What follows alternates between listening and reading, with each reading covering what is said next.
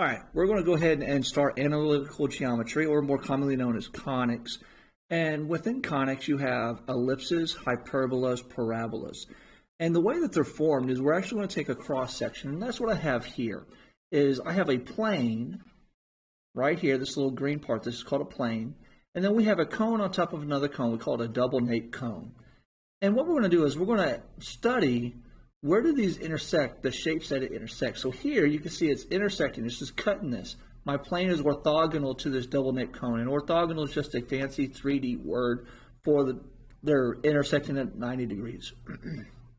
All right, so here is basically the cross section, the image of the cross section. You can see it's a circle. Now we're not going to spend a lot of time on circles because you did these in geometry and they're pretty basic. You've got circles pretty much down. But what we're going to do is we're going to start rotating this plane. And as I rotate it, as you notice, I'm actually forming what's called an ellipse.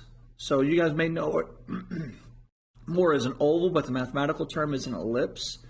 And we're going to study ellipses.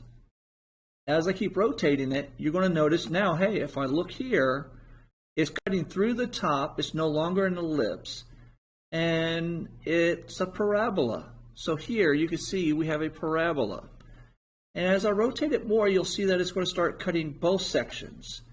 So here we have something that looks like a parabola on top and a parabola on bottom, but there's two of them. This is called a hyperbola.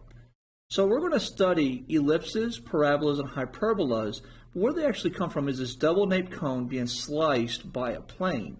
The difference between a parabola and a hyperbola is going to touch the top and the bottom cone. It's going to have two sections, whereas when I slide it back, it's now only touching one section.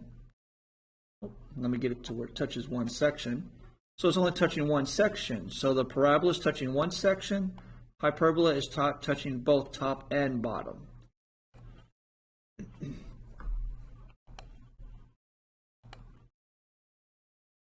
Hi, I'm Mr. Buzzer, and these videos are supplemental instruction for my students.